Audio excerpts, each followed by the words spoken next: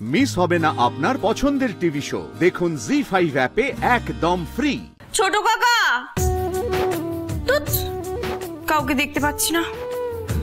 যাই, আমি দাদুর মেথি মুড়ির জলটা দিয়ে আসি। দাদুর কাছে দেখলাম হজমিটাও নেই, কোথায় রেখেছে জানি না। তোর কাছে যদি থাকে একটু দে না। আমার হজমি চাই তো? দাঁড়া আমি দেখছি, দাঁড়া। আমারই উচিত ছিল জানো তোমাদের একটু খেয়াল রাখার।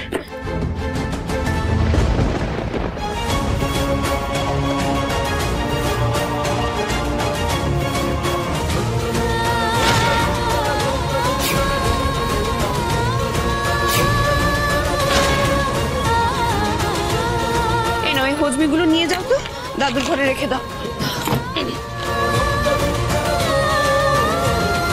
ওমা দিদা, ওমা কোথায় গেল দিদা? এগুলো নিল না, কি হলো দিদার? হে ভগবান, আমি কি দেখলাম? এরকম যে হবে ঘুণাক্ষরেও তো কখনো ভাবিনি।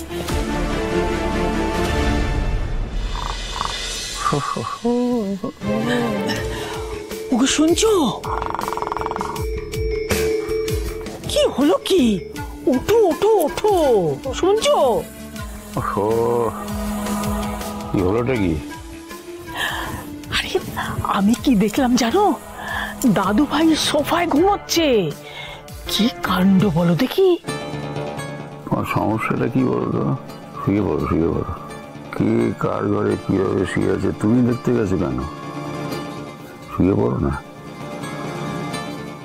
লুচি খিচুড়ি পায়েস খেয়ে তোমার মাথায় বায়ু চলে যাবে। শুয়ে পড়ো, শুয়ে পড়ো। আরে আমি কি বলছি সেটা ঠিক করে তো শোনো। দাদু ভাই আর জোনাকি আলাদা আলাদা শোয়। এর মানেটা বুঝতে পারছো?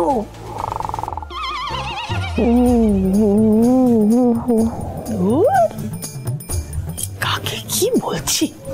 কে শুনছে কার কথা? নাক ডাকতে শুরু করে দিল।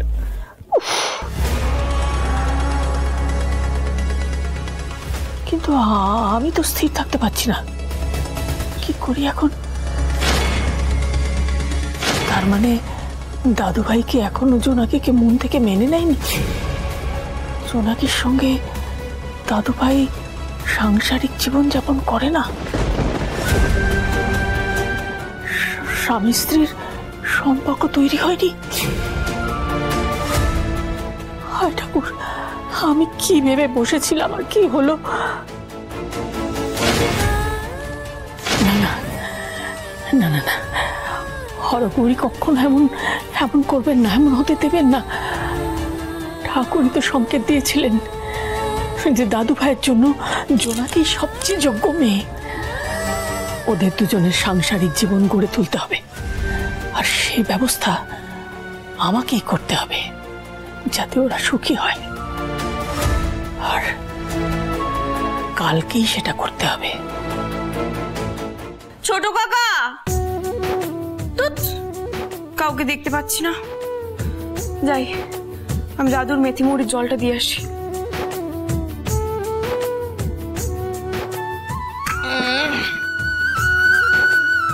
জোনাকি জোনাকি জোনাকি জোনাকি, হ্যাঁ বলো। বলছিলাম আমার না তোমার সাথে একটা ইম্পর্টেন্ট কথা আছে। আমি তোমার সব ইম্পর্টেন্ট কথা শুনবো, তুমি আগে আমার কথাটা শোনো তো। বাড়ির সবাই কোথায় গেল? কারোর সারা শব্দ পাচ্ছি না, দেখতে পাচ্ছি না। আমি একটু চা এনেছিলাম। ও চা, দাঁড়ো দাঁড়ো। এরকম ধরো ধরো ধরো ধরো, এটা তোমার, এটা আমার।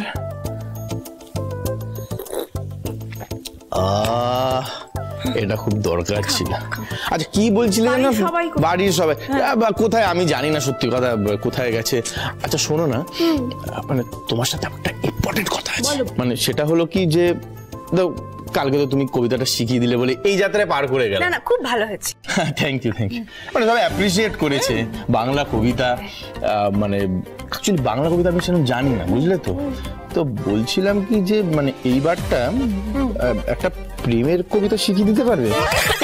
কি হলো? জল আনবো, দাঁড়াও জল। না না, মানে তুমি আমাকে যে ঝটকাটা দিলে এটা সামনে উঠতে একটু সময় লাগছে। ঝটকা মানে? সাবধানে আসুন। মা কি ব্যাপার বলো তো? তুমি এই সকাল সকাল আমাদের পেছনের বাগানে ডেকে আনলে, কি হয়েছে? দাঁড়াও দাঁড়াও বলছি। আপনি বসুন এখানে সাবধানে, হ্যাঁ, বসো। তারপরে যা বলার বলুন। কাল প্রচুর খাটাখাটি হয়েছে, দৌড়েছেন পুজোতে। যা বলেছো। উফ, এই পুজোর কাজকর্ম বারবার ওঠা বসা করতে করতে পায়ে যা ব্যথা হয়েছে না, কি বলবো। জোনাকিকে বলতে হবে একটু তেল গরম করে, ওই রসুন তেল গরম করে মালিশ করে দেবে, নইলে তো আর পারছি না। তা যাকে যা বলছিলাম, তোমাদের একটা জরুরি কথা বলবার জন্য এখানে ডেকেছি। খুব তাড়াতাড়ি বলতে হবে, নইলে জোনাকি আবার চা নিয়ে ডাকাডাকি শুরু করে দেবে। আচ্ছা মা, কি এমন কথা বলুন তো যে ঘরের ভেতরে বলা গেল না, এখানে নিয়ে এলেন টেনে? এক মিনিট মা, আপনি জোনাকিকে ডাকেননি, তার মানে এই কথাগুলো জোনাকিকে জানতে দেওয়া যাবে না, তাই তো? হ্যাঁ, বলছি। তোমরা তো আমার ছেলে মেয়েই, কি করে যে বলি, কিন্তু বলতে তো হবেই। আচ্ছা কি হয়েছে মা, এত ইতস্তত করছেন কেন? বলুন না কি বলবেন। বলছি যে তোমরা কি জানো যে দাদু ভাই আর জোনাকির সম্পর্কটা ঠিক নেই? মানে ওরা আলাদা আলাদা শোয়ে।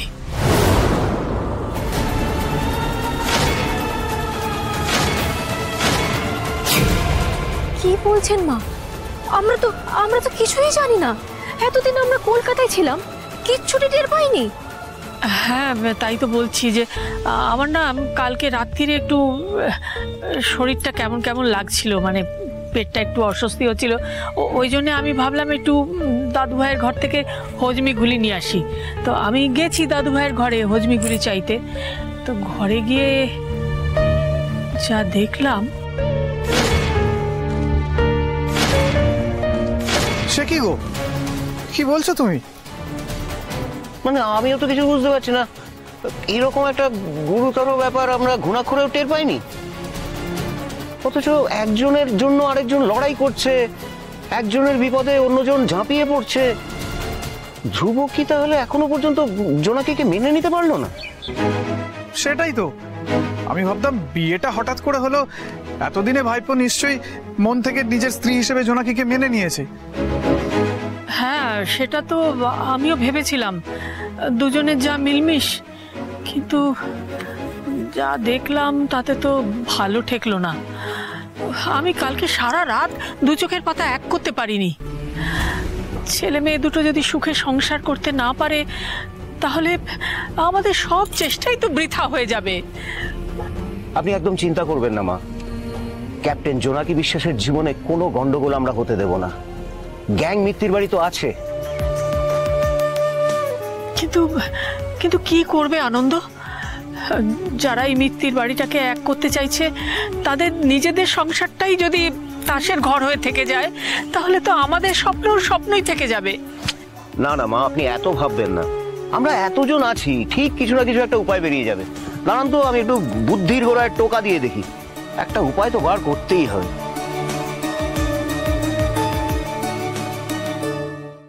জি5 ডাউনলোড করুন আর সব এপিসোড দেখুন একদম ফ্রি।